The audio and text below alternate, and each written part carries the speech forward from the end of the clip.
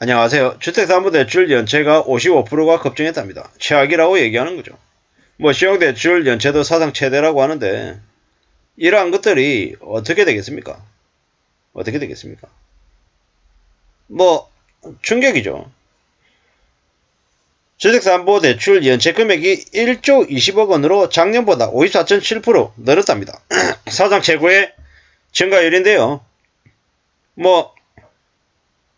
이러한 일들이 우리에게 보여주는 메시지가 뭘까요? 이제 곧 터진다라는 거죠.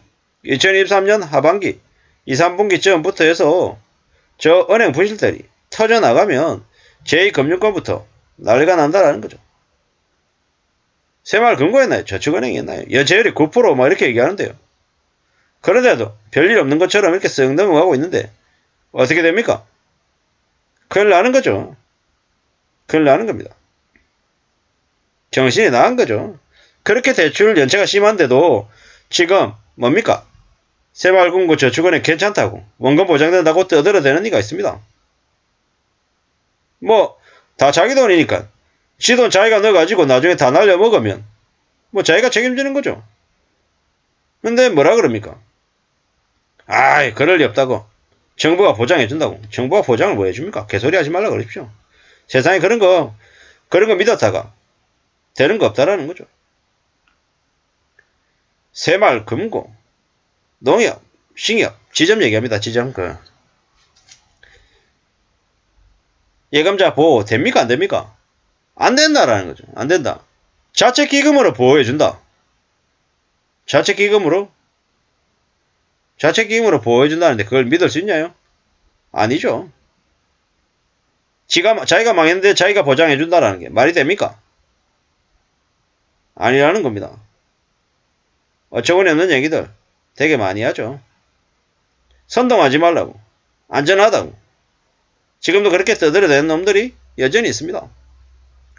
신용대출 연체도 주택담보대출도 심각한데 5대 은행은 뭡니까?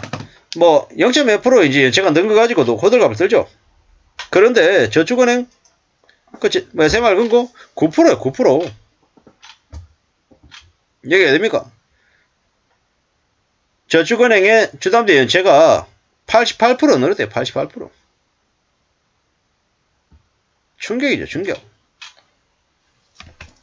큰일 난다라는 거죠. 이게 어떻게 될까요? 이러다가 난리가 나는 거죠. 앞으로 두고 봐야 되는 거죠. 주요 금융사의 주담대 연체율이 0.12에서 0.18로 늘었다는 거예요.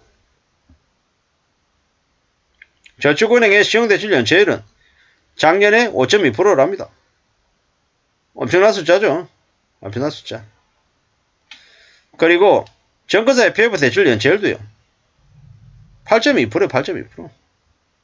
어이구 참. 대출 연체율이 8%가 넘는다라는 게 뭘 의미하는지 사람들은 아직 못 느끼는 것 같습니다. 연체율이 4%, 5%가 넘는 저축은행, 여전사. 큰일 나는 거죠. 큰일. 뱅크런이 생긴다 안 생긴다? 생기겠죠. 생깁니다. 감독을 강하게 본들 지랄을 한들 터질 수밖에 없는 일이다라고 감히 말씀드립니다. 결국은 이제 피할 수 없는 거다라는 거죠. 누군가가 저한테 그랬습니다. 당신은 그렇게 맨날 위험하다, 불안하다라고 얘기하는데 나중에 아무 일 없이 넘어가면 당신 책임질 거냐고. 제가 어이가 없었죠. 책임을 대통령이나 경제부총리한테 지라고 해야지 저한테 왜 책임을 운운하냐라는 거죠. 그렇게 얘기한 놈이 저한테 광고비를 쏩니까? 아니면 강의료를 냅니까? 그딴 거 하나도 없잖아요. 제가 그런 걸 바라는 것도 절대 아니고요. 그냥 말이 그렇다라는 겁니다.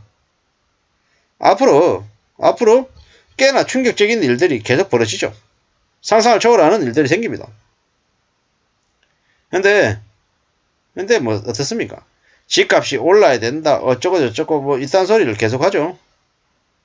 미친놈들이죠.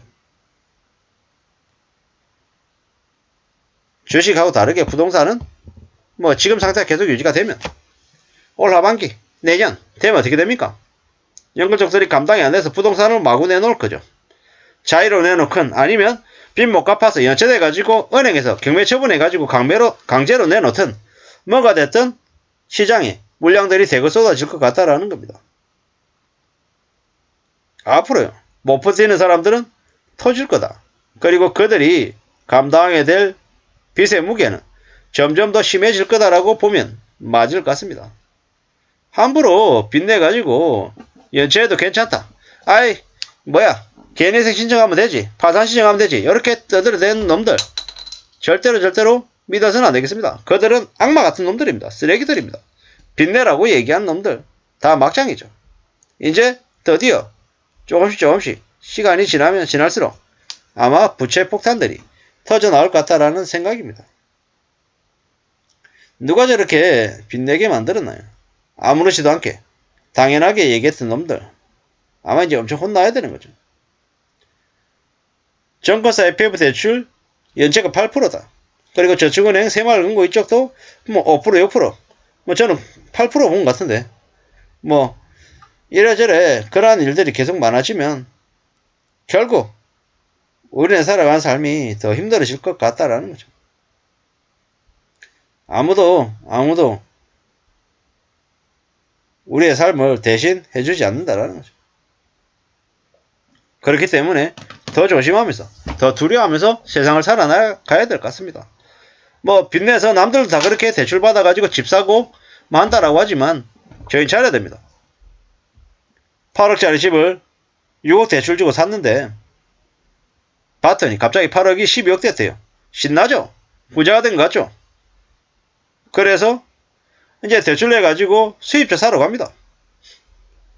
근데 좀 지났더니 그 12억이라고 했던 집이 8억이 다시 내려오고 또 7억이 되고 6억이 돼서 자기가 넣었던 돈 그래도 자기 원금 2억이 다 날라가면 어떤 일이 생기겠습니까?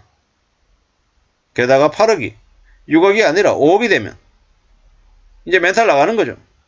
근데 그러한 일들이 벌어진다 안 벌어진다? 벌어진다. 왜? 지난 몇 년 동안 지난 문재인 정부 기간에 집값이 너무 많이 올랐거든요. 가파르게 올랐던 비정상적으로 올랐던 것들은 제자리 걸음으로 제자리로 돌아온다 라고 보면 맞겠습니다.